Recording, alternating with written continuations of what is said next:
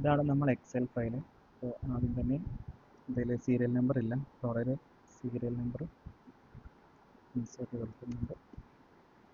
ഇവിടെ 1 2 3 ആഡ് ചെയ്തിട്ട്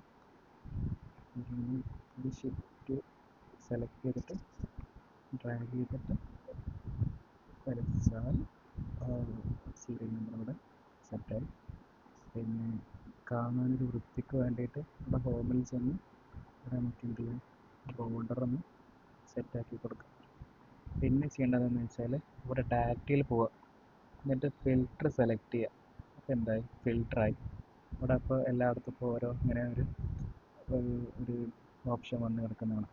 ഇതിൽ ഡിസ്ട്രിക്റ്റിൽ പോയിട്ട് ഇവിടെ A to Z സെലക്ട് ചെയ്യണം നിർബന്ധമൊന്നുമില്ല. അവിടെ A to Z സെലക്ട് ചെയ്താൽ ഇപ്പോൾ കറക്റ്റ് അസെൻഡിങ് ഓർഡറിൽ ആലപ്പുഴ ഫസ്റ്റ് ABCDEFG എന്നുള്ള ആ ഒരു സെറ്റപ്പിൽ വരും. നമുക്ക് എടുക്കേണ്ടത് അതുതന്നെ. ഇവിടെ എന്ത് ചെയ്യുക, ഡിസ്ട്രിക്റ്റിൽ പോയിട്ട് ഇവിടെ ഒന്ന് ക്ലിക്ക് ചെയ്യുക. അവിടെ താഴെ പോയി സെലക്ട് ഓൾ എന്നുണ്ടാവും, അത് ഒഴിവാക്കിയിട്ട് സെലക്ട് ഓളുമ്പോൾ പോയി ക്ലിക്ക് ചെയ്യുക. എന്നിട്ട് ഏത് ഡിസ്ട്രിക്റ്റ് ആണോ എടുക്കേണ്ടത്, ഫോർ എക്സാമ്പിൾ മലപ്പുറം ഈസ്റ്റ് ആണെങ്കിൽ അവിടെ പോയി ക്ലിക്ക് ചെയ്യുക.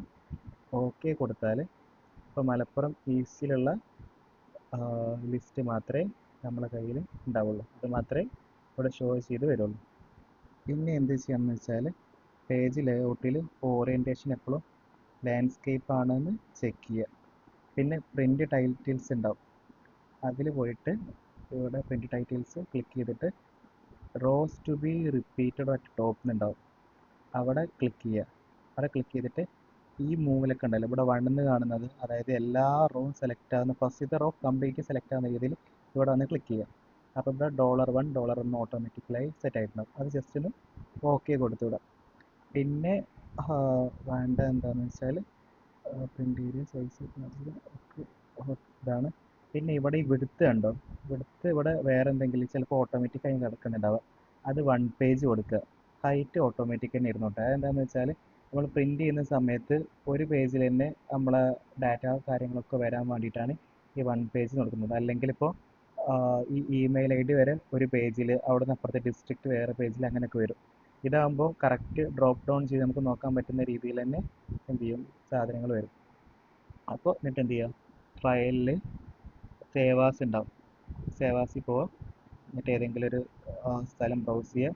നമുക്ക് ഇപ്പോൾ ലൈക്ക് മലപ്പുറം ഈസ്റ്റ് എന്തോ കൊടുത്തിട്ട് എന്ത് ചെയ്യുക, സേവ് ചെയ്യുന്നതിൻ്റെ മുന്നേ ഇവിടെ സേവാസ് ടൈപ്പ് എന്നുണ്ടാവും, അവിടെ P എന്ന് അടിച്ചെടുക്കുക. അപ്പോൾ നേരെ PDF-ൻ്റെ അടുക്ക് പോകും.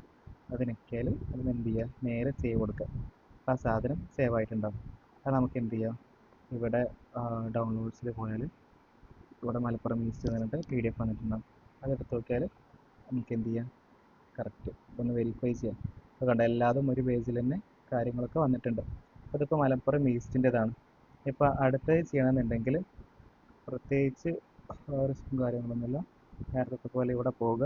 ഇവിടെ ഫിൽറ്റർ കൊടുക്കുന്ന സ്ഥലത്ത് നമ്മൾ എന്ത് ചെയ്യുക, ഈ മലപ്പുറം ഈസ്റ്റ് എന്ന് മാറ്റിയിട്ട് ഇപ്പോൾ പാലക്കാട് എന്ന് കൊടുത്താൽ പാലക്കാടിൻ്റെ സാധനങ്ങൾ മാത്രമേ എന്ത് ചെയ്യുള്ളൂ, ഷോ ചെയ്ത് തരുള്ളൂ. അതും ഇതുപോലെ എന്ത് ചെയ്യുക, സേവാസ് കൊടുക്കുക. എന്നിട്ട് ബ്രൗസ് ചെയ്തിട്ട് ലൈക്ക് എന്താണോ അതിൻ്റെ പേര് CCCV എന്ന് കൊടുത്ത് ഇവിടെ PDF കൊടുക്കാൻ മറക്കല്ലേ. PDF എന്ന് കൊടുക്കുക. നമുക്ക് ഡെസിഗ്നേറ്റഡ് എവിടെയാണോ നമുക്ക് സേവ് ചെയ്യേണ്ടത് അവിടെ പോയിട്ട് സേവ് ആക്കാം. അപ്പോൾ നമുക്ക് അവിടെ പോയി നോക്കിയാൽ എന്ത് ചെയ്യും, അത് കാണാൻ പറ്റും. CVV എന്തോ കൊടുത്തിട്ടില്ല, ഇവിടെ ആ സാധനം വന്ന് കിടക്കുന്നുണ്ടാവും. ഓക്കെ, അപ്പോൾ അത്രയേ ഉള്ളൂ കാര്യം.